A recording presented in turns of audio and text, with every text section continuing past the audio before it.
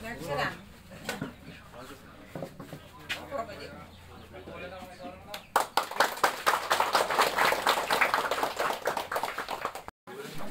আমরা মূল্যবান বক্তব্য সংক্ষিপ্ত রাখার জন্য আমাদের ব্লক চণ্ডীপুর ব্লকের ভাইস প্রেসিডেন্ট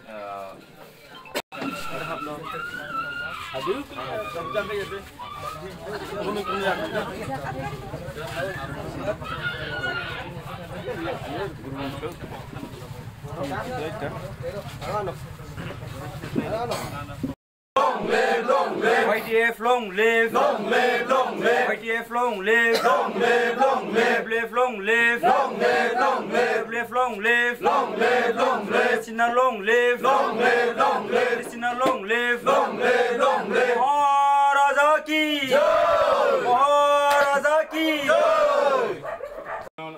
আমাদের গ্রামবাসী যেন লুটপাট না করি, আমরা যেন উগ্র মেজাজে যেন না চলাই, সমস্যা সমাধান যেন আমরা বজায় রাখা, এই জিনিসগুলো হলো আমরা খুব চিন্তা নিতে হইবে। আবার যখন আমরা কাউন্টিংয়ে ঢুকবো তখন কাউন্টিংয়ের মধ্যেও আমরা সমস্ত কাউন্টিং যেন ভালো থেকে আমরা কাউন্টিং দিই, যেন আমরা ভালোভাবে আমরা বিজয় করতে পারি, এটাই আমার।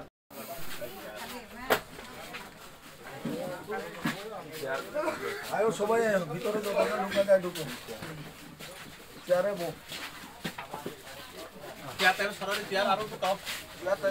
না ঢুকায় না, ঠিক আছে যতজন ঢুকে ঢুকো, মানুষ ঢুকো, কোনো অসুবিধা নেই। হোটেলটা লোক ভালো।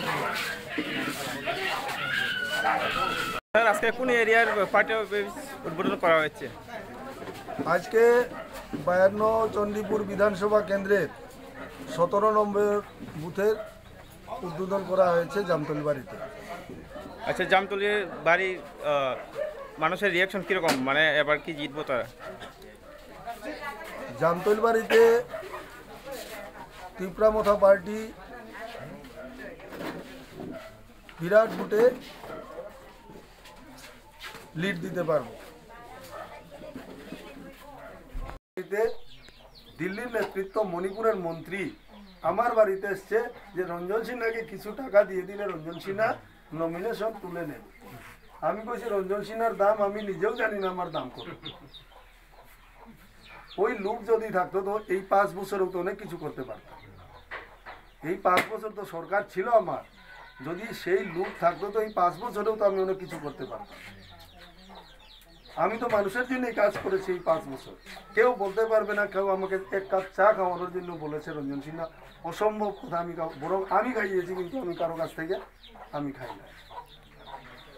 তাই আমার অনুরোধ থাকবো যে আমাদের তীব্রামথা পার্টি, যার আমাদের সুপ্রিমো আমাদের অদ্ভুত কিছু মানিক্য দেববর্মন মহোদয়, ওনার যে স্বপ্নকে সাকার করার জন্য আমরা আগামী এই 2016 নির্বাচনে ওনার যে আনারস চন্দ্রে ভোট দিয়ে এই তীব্রামথার পার্টির সব প্রার্থীকে বিজয়ী করার জন্য আবেদন রেখে আমার সংক্ষিপ্ত আলোচনা এখানে শেষ করছি। সবাইকে ধন্যবাদ। তীব্রামথা জিন্দাবাদ, প্রদ্যুৎ কিশোর মানিক্য বাহাদুর জিন্দাবাদ। অবহেলিত এসসি আছেন, এসটিরা আছেন, আমরা মণিপুরি, আমরা একটা ক্ষুদ্র জাতিগোষ্ঠী আছি। উনি চাইছেন সবার যারা অবহেলিত, যেমন এসসির মধ্যে আপনারা এসসির মধ্যেই দেখবেন, এসসির মধ্যে অনেক আছে, দাস আছে, মালাকার আছে, নমশূদ্র আছে, শুক্লবৈদ্য আছে, নম আছে, সরকার আছে, অনেক আছে। এদের মধ্যে একটা জাতিগোষ্ঠীর ওই উন্নতি হচ্ছে, সেটা হচ্ছে দাস। বাকি যে এসসির, আর দাস কিন্তু অরিজিনাল এসসি না। এই মালাকার, শব্দকর, শুক্লবৈদ্য, নমশূদ্র, এরা হচ্ছে গিয়ে আসল এসসি, কিন্তু এরা কোনো সুবিধা পাচ্ছে না, এদের উন্নয়ন হচ্ছে না। তো মহারাজা চাইছেন যে এই যে ক্ষুদ্র জাতিগোষ্ঠীকে, ক্ষুদ্র সম্প্রদায়গুলা যারা এখনো অবহেলিত, যাদের কোনো উন্নয়ন হয়নি, যারা ত্রিপুরা রাজ্যের আদি বাসিন্দা, তাদেরকে কিভাবে উন্নয়ন করা যায় সেই চিন্তা আমাদের পার্টির সুপ্রিমো মহারাজা প্রদ্যুৎ কিশোর সেই চিন্তা করছে। অনেকে বলছেন মহারাজ নাকি বাঙালি বিরোধী। আমাকে কালকেই একজন প্রশ্ন করেছে, আমি বললাম আমরা কতটা আসনে প্রার্থী দিয়েছি, তীব্রামথা পার্টি কতটা আসনে প্রার্থী দিয়েছেন, 42টা আসনে আমাদের প্রার্থী দেওয়া হয়েছে। 20টা আসন এসটি রিজার্ভ জনজাতিদের আসন, সেখানে অন্য কেউ দাঁড়াতে পারবে না। আর কয়টা রইল? 22টা। 22টার মধ্যে এসসি এবং জেনারেল মিলিয়ে আমরা 22টা প্রার্থী দিয়েছি। এই 22টার মধ্যে 15টা বাঙালি, 5টা এসটি, 2টা মণিপুরি। তাহলে আপনারা কি করে বলছেন উনি বাঙালি বিরোধী? এসটি সিটে তো আপনি যেতে পারবেন না, 3 ভাগের 2 ভাগ আপনাদেরকে দিয়ে দিয়েছেন, বাঙালিদেরকে দিয়ে দিয়েছেন, এরপরে কি করে বলছেন আপনারা উনি বাঙালি বিরোধী? উনি বলছেন ত্রিপুরা রাজ্যের ভূমিপুত্র যারা, যাদের জন্ম ত্রিপুরা রাজ্যে হয়েছে, তাদের প্রত্যেকের উন্নয়ন চাইছেন উনি।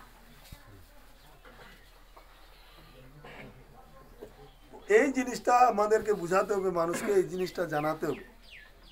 তো এই জিনিসটা না করে অনেকে প্রচার করছেন। আমাকে বারবার প্রশ্ন করা হয়েছে, আমাকে সাংবাদিকরা বারবার প্রশ্ন করেন, আপনিও কি ত্রিপুরাল্যান্ডের? আপনি ত্রিপুরাল্যান্ড নাম দিতে অসুবিধা কি? নাগাল্যান্ডেও তো একটা নাম আছে, বড়োল্যান্ডও একটা নাম আছে, ত্রিপুরাল্যান্ড নাম দিতে অসুবিধাটা কি কার? ক্যালকাটার নাম চেঞ্জ হয়ে কলকাতা হয়েছে, মুম্বাইয়ের নাম চেঞ্জ হয়ে মুম্বাই হয়েছে, তবে ত্রিপুরার নাম চেঞ্জ হয়ে যদি আমার ত্রিপুরাল্যান্ড হয় তাতে ক্ষতিটা কি? সব জায়গায় তো চেঞ্জ হচ্ছে, তো এখানে আমার ক্ষতি কি? আমার ত্রিপুরাল্যান্ড কই? ভারতীয় জনতা পার্টির সরকার আসার মুসলমানদের তো কিছুই হয়নি।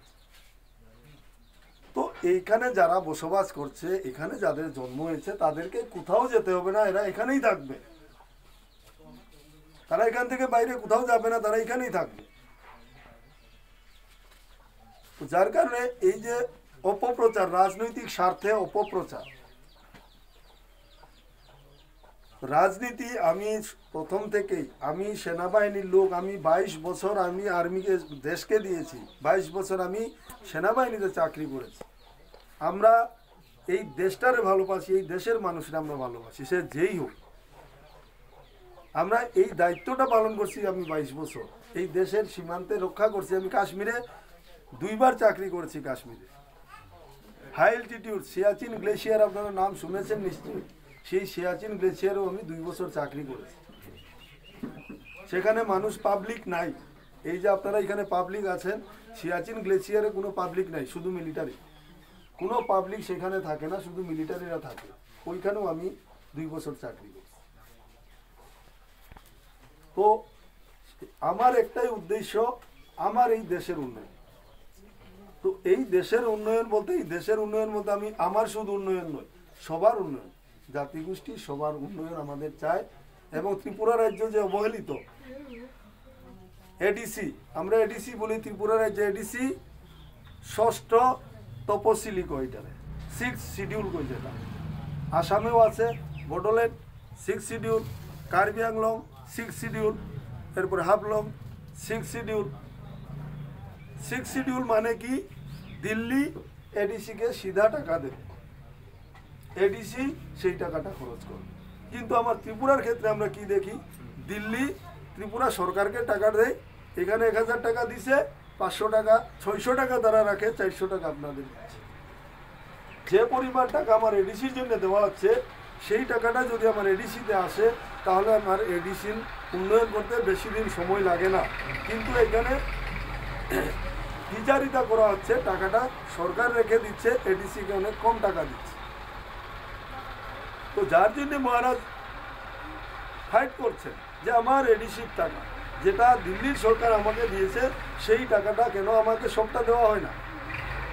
সবটা যদি আমার কাছে আসে, তাহলে আমার এই যে এডিসির উন্নয়নের জন্য, জনজাতীয় উন্নয়নের জন্য আমার অসুবিধা হবে। কোনো না উন্নয়ন করতে গেলে তো টাকা লাগবে, সেই টাকাটা তারা পুরোপুরি টাকাটা আমাদের দেয় না, তারা এডিসিকে দেয় না। যা কাজ হচ্ছে, ঘর কে দিচ্ছে? দিল্লি। জল কে দিচ্ছে? দিল্লি। গ্যাস কে দিচ্ছে? দিল্লি। কারেন্ট কে দিচ্ছে? দিল্লি। তাহলে আমাদের এইখানে যে আমরা সরকারটা গঠন করেছি, যে সরকারটা বছরে 26,000 কোটি টাকার বাজেট দেওয়া হয়, আমাদের ত্রিপুরা রাজ্যকে আলাদা দেওয়া হয়, সেই টাকাটা কোথায় গেল? আজকে আপনারা যা কিছু দেখছেন, সব কিছু কে দিচ্ছে? দিল্লি থেকে দেওয়া হচ্ছে। তো আমার ত্রিপুরা রাজ্যে যে আমরা একটা সরকার গঠন করলাম, সে কি করেছে এতদিন? জামতলবাড়ির রাস্তা যেটা আমরা দেখছি, এর আগে কমিউনিস্ট পার্টির সরকার ছিল, সেম অবস্থা ছিল। আজকে এই 5 বছরে কোনো পরিবর্তন নেই, কেননা এরা কোনো কাজ করে না। যাদেরকে আমরা দায়িত্ব দিয়েছি তারা ত্রিপুরার উন্নয়নের জন্য তারা কিছুই করেনি, কিন্তু আমার দিল্লির সরকার সব কিছু করে দিচ্ছে। আর নাম নিচ্ছে, তারা বলছে আমরা ঘর দিচ্ছি। ত্রিপুরা রাজ্যের মাননীয় মুখ্যমন্ত্রী মানিক শাহর ক্ষমতা নেই একটা ঘর দেওয়ার। মানিক শাহ আপনাকে ঘর দিতে পারবে না। আমরা পঞ্চায়েতের সঙ্গে ঝগড়া করি না, পঞ্চায়েতের সঙ্গে ঝগড়া করে কোনো লাভ হবে না। ঘর দেবে দিল্লি, এখানে কারো ক্ষমতা নাই, আমারও ক্ষমতা নাই, কারো ক্ষমতা নাই আমার একটা ঘর দেওয়ার ক্ষমতা নাই।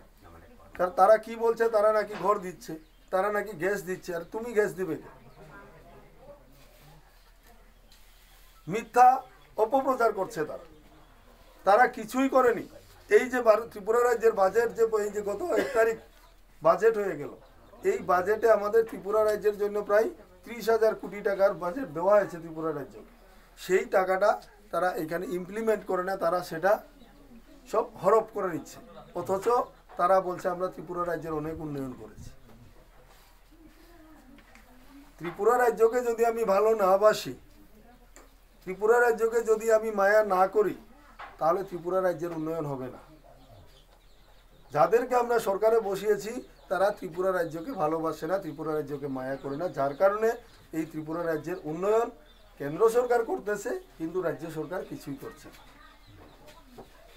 তো আমরা চাইছি, আমাদের মহারাজ চাইছেন ত্রিপুরা রাজ্যের যারা অবহেলিত এসসি আছেন, এসটিরা আছেন, আমরা মণিপুরি, আমরা একটা ক্ষুদ্র জাতিগোষ্ঠী আছি, উনি চাইছেন সবার যারা অবহেলিত, যেমন এসসির মধ্যে আপনারা এসসির মধ্যেই দেখবেন, এসসির মধ্যে অনেক আছে, দাস আছে, মালাকার আছে, নমশূদ্র আছে, শুক্লবৈদ্য আছে, নম আছে, সরকার আছে, অনেক আছে।